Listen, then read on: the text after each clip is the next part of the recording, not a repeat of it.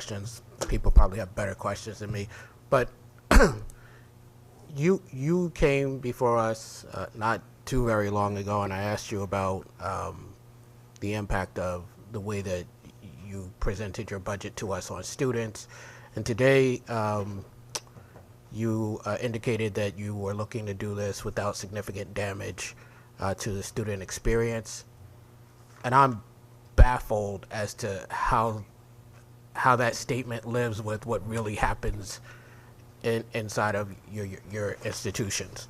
I've been a legislator since 2009. Prior to that, I was an activist, mostly focused on the things I focus on here: criminal justice, also higher education.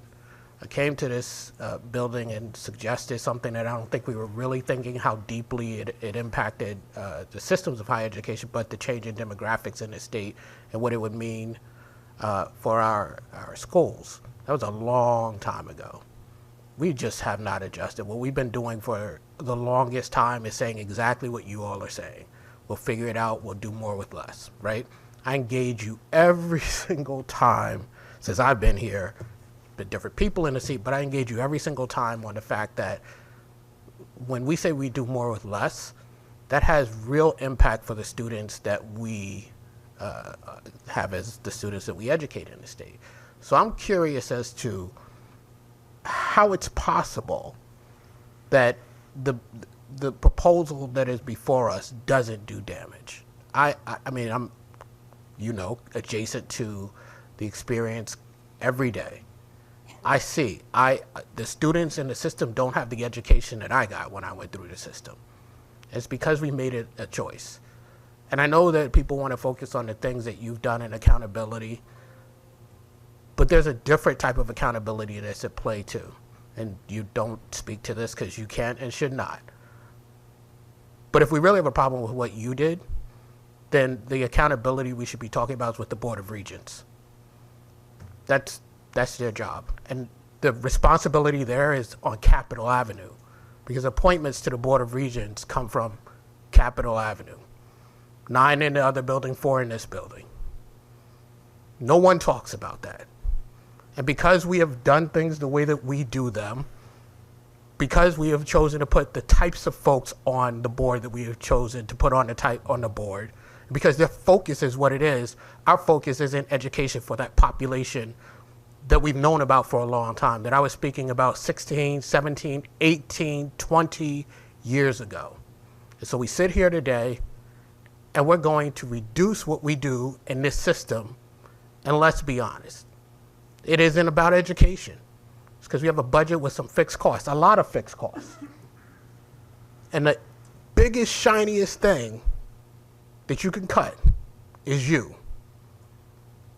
So when you answer my question about the experience of students, I hope that answer is not the kind of answer that seems to suggest to me and others that you're trying, and I don't mean to be disrespectful, that you're trying to play the game we might want you to play. I need your answer to tell me what the real experience is for those students and for you trying to manage those students. Thank you. Thank you, Senator. And look, I agree with you.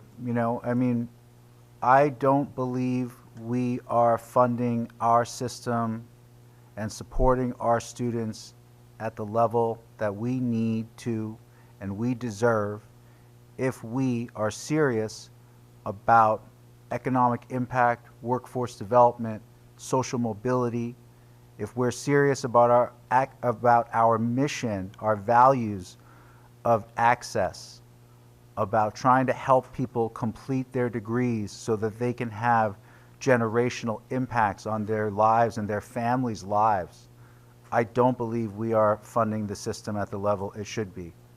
I believe we could have, and this is alluding to a question that was asked earlier, I believe by Representative Nuccio, higher education as an industry could have, should have recognized the impending changes of demographics and started to make adjustments sooner. We didn't do that. We didn't do that at CSCU. We are doing everything we can now to try to make those changes as demonstrated by the reductions.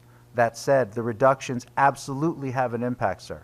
They absolutely have an impact. When we take away our staffing in mental health support or academic advising or career counseling or in adjunct teachers who might be filling in certain roles because of their expertise, and we hold up retention, we hold up persistence, we hold up graduation rates because of that. So I completely agree with you, sir, that there is an impact. We're doing everything we can to try to not completely damage and break that experience. I still fully believe that our faculty and staff are doing everything possible to hold the students harmless and give them the best high quality, affordable, accessible education. But I would be lying to you, sir, if I said that it did not have an impact and that it has not had an impact both operationally as well as psychologically and emotionally for the morale and for the people who are the lifeblood of our system. If it were up to me, sir, I would be up here right now, and instead of saying,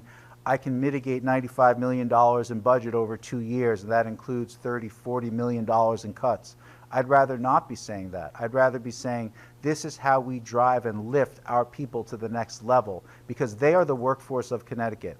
They are the talent base of Connecticut, and none of our industries and none of our communities are going to be successful without them. And this is how much we need to invest in them. But given the zeitgeist of where we are right now, and now on top of that, the threat of losing federal funds, as I said earlier, this is the most extraordinary moment in almost all of our careers here in higher education. So I agree with you, sir. I would much rather be having that conversation about where we can add support so that students and our system and our state can be successful, as opposed to, as you said, kind of tap dancing on this high wire in a way that we are now. Thank you, and thank you, Madam Chair. And I'll just end with this, and I'm not looking for a response. What you just said, I agree with everything you just said, but when you all bring us a budget and all we see is what you're either asking us for or told you can ask us for, then we don't get to see that other part. And that always needs to be present in order for us to make an educated decision about what we're doing. This state has other options it's choosing not to use in order to fund a lot of stuff. And as we have these discussions, it is important to know what the full context is. So thank you for your answer. Thank you.